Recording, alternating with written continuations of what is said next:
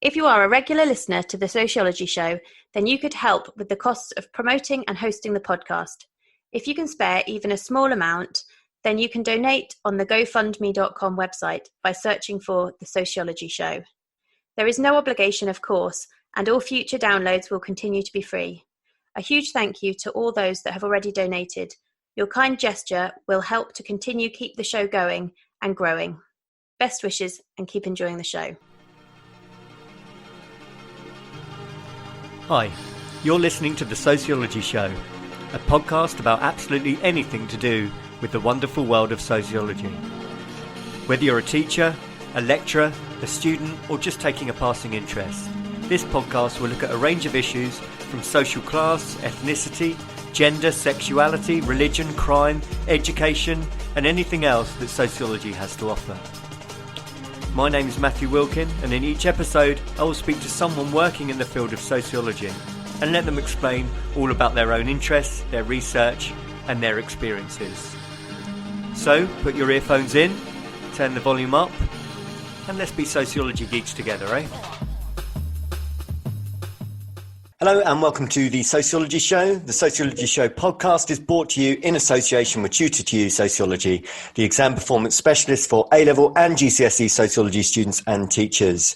And so you can visit tutor2u.net/sociology, and there you can pick up revision guides, revision videos, flashcards, and everything else that you need for your A-level or GCSE sociology studies. And so my guest for this episode is Julia Martinez-Arino. How did I do?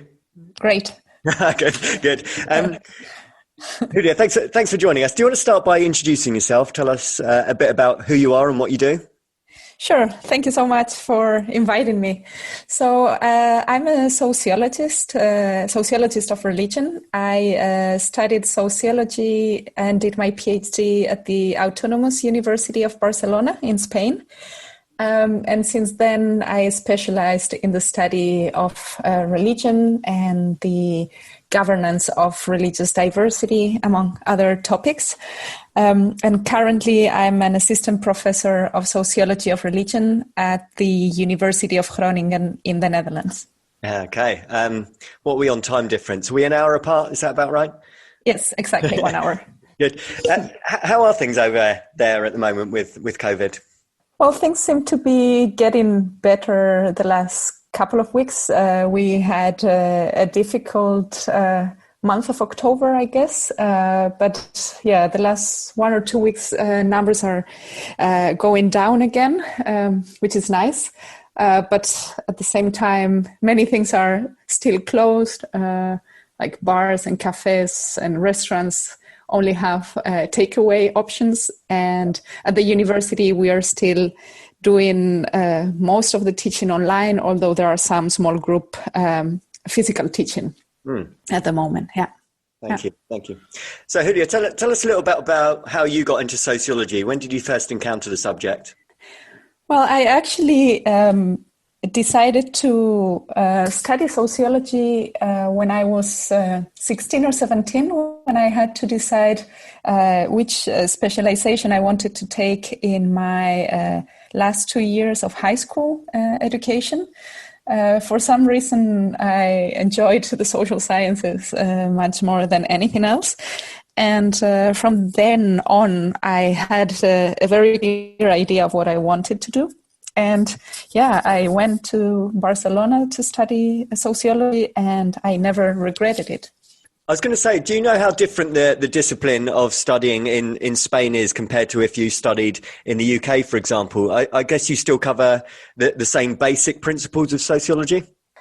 Well, I imagine there are some basic features. Probably we all study the classical authors and also contemporary theorists.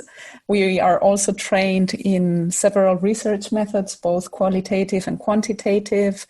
I'm assuming we also have several specializations in common. So sociology of gender, sociology of work, sociology of religion. But I'm assuming there are also differences. I have never studied in the UK, so I cannot say much more about that. Yeah, I was just intrigued. And when you were studying at degree level, was there a particular sociologist or theory that really inspired you? Well, I remember I had a very interesting course on sociology of culture, and we studied Pierre Bourdieu with La Distinction there, and I really enjoyed that one. But we also had a very good professor of sociology of religion, and he was friends with Peter Berger, who passed away 2 or 3 years ago. And so we got a very in-depth introduction to the work of Peter Berger then. So I guess, that was one of the authors that I really enjoyed. Good. And he kind of inspired what you're interested in, the topic of religion. Exactly. Yes, that was a bit of I don't know, this was not something planned. I was not necessarily planning on specializing on the sociology of religion. But then I got in contact with this professor of mine and with the topic, especially at the master level. And that's when I really got hooked and I really started digging deep into it. And since then, I'm working on this topic. Good. And do you want to tell us a little bit more about that? What specifically about religion are you interested in terms of your research? Well, I have done several things. I can tell you a bit about the different projects that I have been working on. When I did my PhD, my master's and my PhD, I focused on the Jewish communities of Barcelona. So I conducted a qualitative ethnographic study with the communities there. And there I was analyzing the process of institutional development and diversification over the last 3 decades approximately. And from then I moved on to a collective project directed by my supervisor, John Struck, and a colleague, Margrieta, on the governance of religious diversity in prisons and hospitals. So that was also a very interesting project. We did ethnographic work in prisons and hospitals, and we looked into how these institutions deal with religion and how they accommodate or not religious diversity and various practices. After that, I moved to Germany and Canada, and in Canada, I did a similar project on how institutions accommodate diversity, but in this case, this was in schools. And that was at the postdoc level. Then I had another postdoc project when I was living in Germany on urban policies on religious diversity. And this is something I'm going to publish as a book in the next couple of months. The book will be out. And it's a project comparing municipal approaches to religious diversity in France. So the ways in which different cities deal with religion at various levels. And currently I'm working on a project that I am very excited about. It's a project on apostasy. And I'm analyzing the narratives of apostates in Spain and Argentina. So basically people who decided to officially leave the Catholic Church and who formalized that through a bureaucratic process. You have to deregister officially, so to say. And this is also not only an individual action, but often this takes place as a kind of collective mobilization, to deregister from the Catholic Church. So those are the main topics I have worked on, or I'm still working on. Right. I'm interested in the last one that you just said in particular. I didn't realize you had to deregister from Catholicism.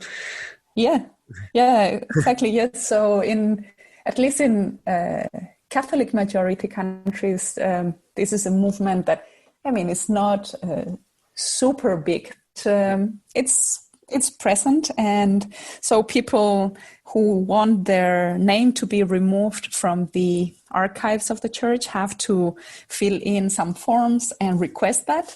Yeah. And one of the struggles is that their names are not removed. They get an annotation on the side saying that they are an apostate. And they are trying to fight that through the different laws on data protection. They want their names to be removed, but there are arguments that these are historical documents and archives, and they cannot be destroyed. The names cannot be erased completely. So that's part of the struggle also. Yeah, that's interesting. Because I went to a Roman Catholic school myself, and I don't know if this is slightly different in other countries, but you kind of had to do confirmation at about the age of 11 or 12 to confirm your Catholicism. But is it slightly different in some countries that you're Catholic and then you have to come away from it? Is that right? Yeah, well, I mean, most of the people I have been interviewing all of them were baptized. Most of them did the communion, and some of them did the confirmation. Not all of them. But still, because of the baptism, they are all registered officially as members of the church. And that's what they want to kind of change. They don't want to be counted as members of the church anymore. Yeah. So, is that kind of controversial then? Because obviously most people are baptized at an age where they don't know what's happening. So you're not sort of choosing or confirming your own faith. It's being done by your parents.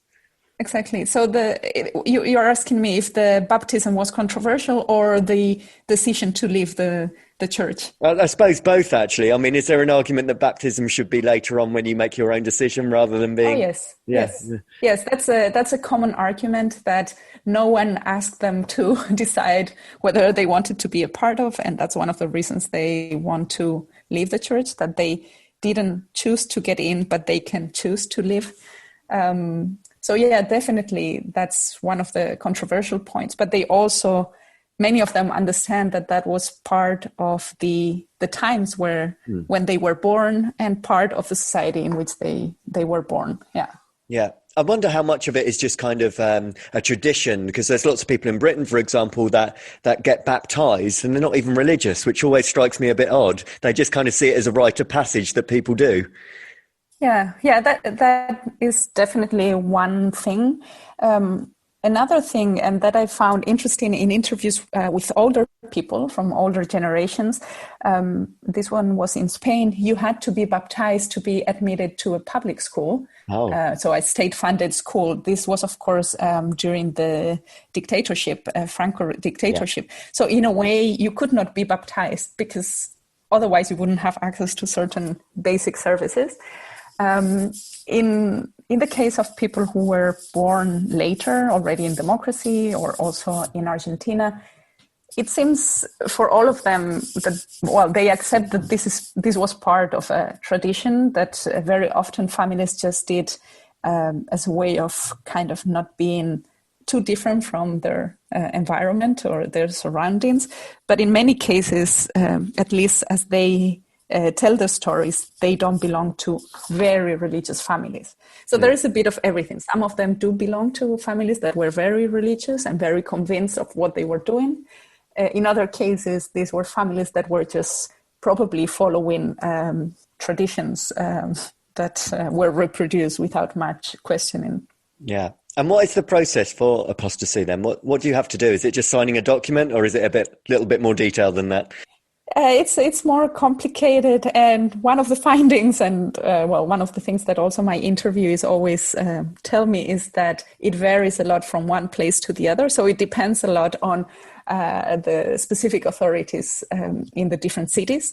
But like a standard procedure would be to first go to the church where one has been baptized and ask for the certificate of baptism. With that document and then a kind of formal request to be removed from the registration of the church, they have to go to I think in English you would call it the bishopric, so the main authority in the city. And oftentimes they just hand in these documents. In other cases, they are interviewed by some authority there. And then in some cases, and these are exceptional cases, they leave this building already with a letter saying that they have apostatized. In most cases, they have to go home, wait for some months or weeks to receive a letter. Sometimes they receive the letter of confirmation straight away. In other cases, they receive a letter saying that they have to come back again and sign and the other document. So it varies quite a lot. And I have interviewed people that got their apostasy the same day they brought the documents, and others who have waited 4 months to get it done, and yet others who have never received a confirmation letter.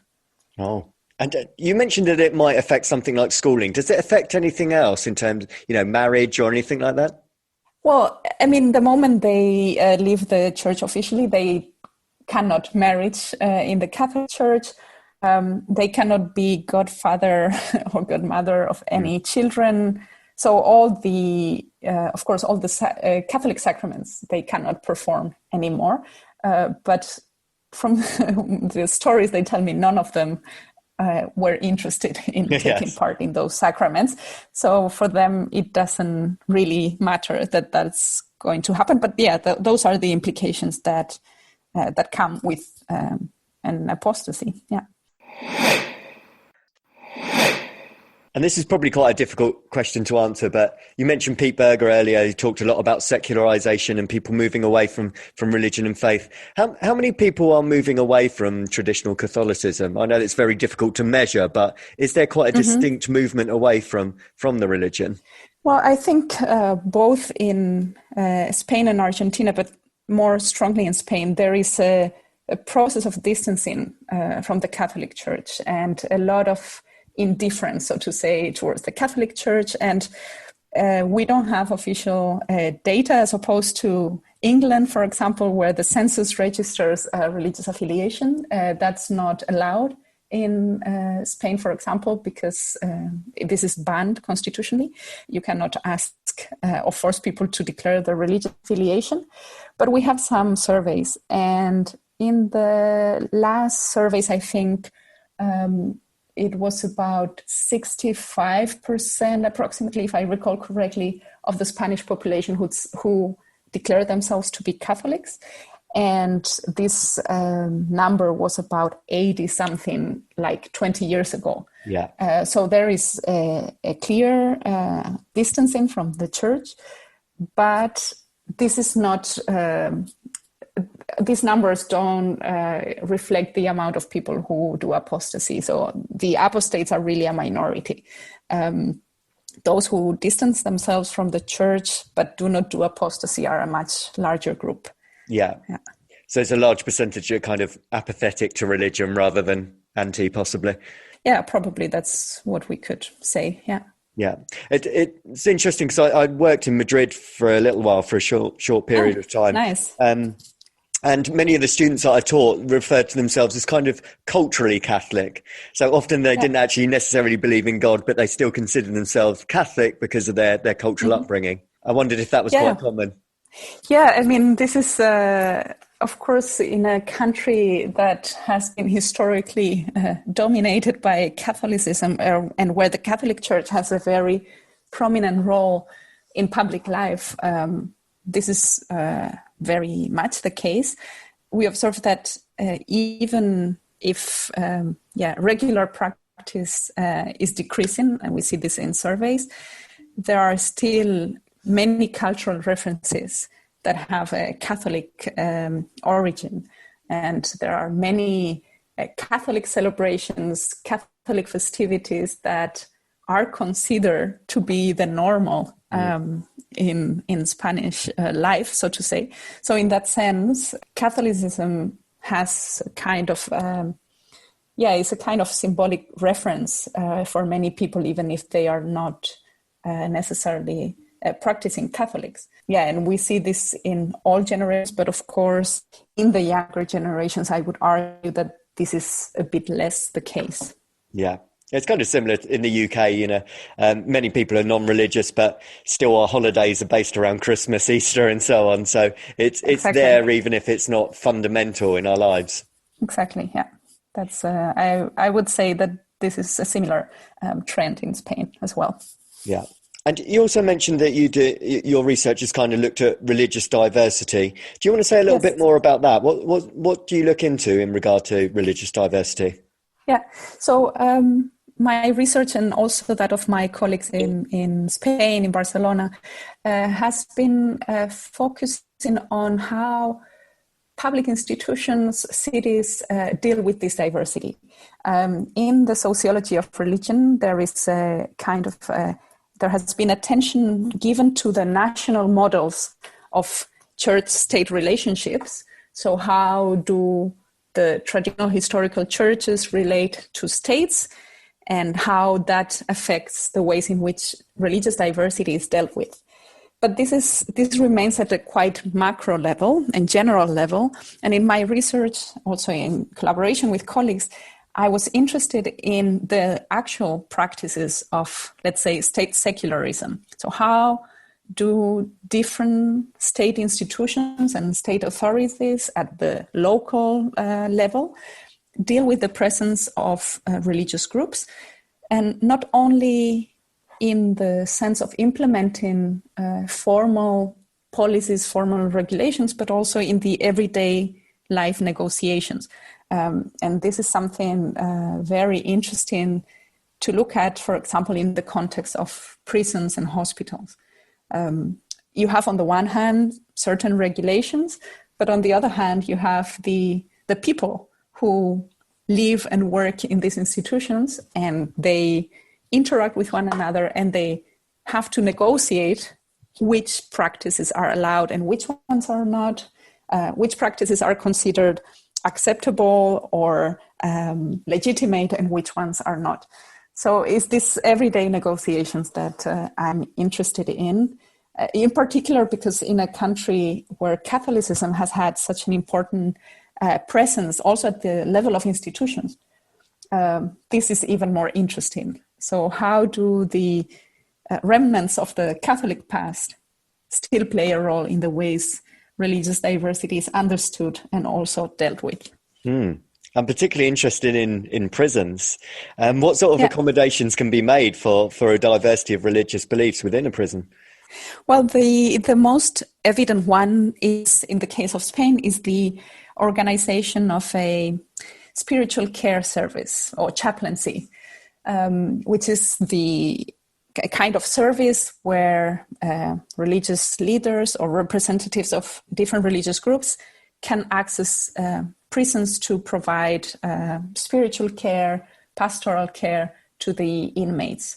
And this is the more formal service, so to say.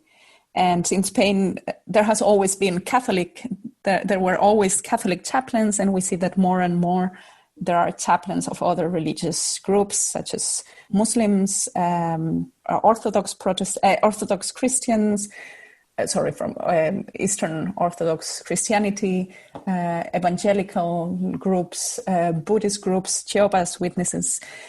So this is one aspect where the diversification of the population is very visible. But then there are other elements, such as the accommodation of certain food requirements, the possibility of conducting religious celebrations in prison, the possibility of performing, for example, baptisms within the church, within the prison. So there are many elements. Also, the celebration of Ramadan in prison is another interesting aspect of this accommodation of diversity. Yeah. Are prisons, for example, are they obliged to serve halal meat, for example, or is it down to their own discretion?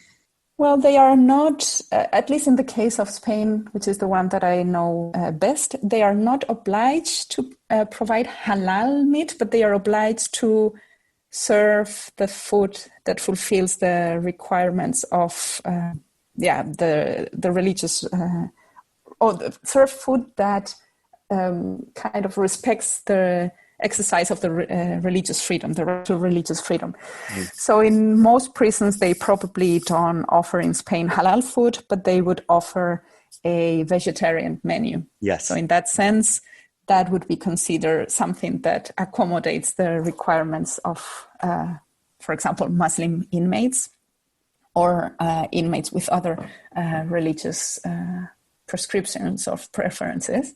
So public institutions, and in particular prisons, because of their close character as total institutions, they do have the responsibility of ensuring that inmates can still exercise the right to religious freedom. Yeah. And what about hospitals? I'm intrigued by that one as well. What sort of provisions do hospitals make? Yeah, well, the situation in hospitals is a bit different because generally people don't stay so long in hospitals as in prisons. And therefore, hospitals feel a bit less the pressure to provide these services or this spiritual care and facilitate these religious practices, because most of the time people could just go out in a few days and fulfill their religious practices and needs. When we did research in Spain, we observed that the Catholic chaplain in most hospitals was still part of the team, so to say. At least he was considered part of the team of the hospital because he had been there for many years. And then in most cases, minority representatives would just go into the hospital freely because there is free access to the hospital. In some cases, they would also be officially appointed somehow with some hours, or as volunteers, they would be given an accreditation card to provide these services. Then, of course, there is the matter of food and menus. But in the case of hospitals, it gets a bit more complicated because patients tend to have prescribed menus depending on their health situation. So there are more limitations. But I think the default decision when such a case comes up is to offer vegetarian menus. That tends to be kind of the most simple option. Yeah.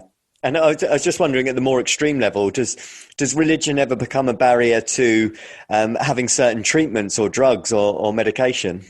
Mm-hmm. Well, yes, there is, for example, the very well-known case of the rejection of blood transfusion among Jehovah's Witnesses.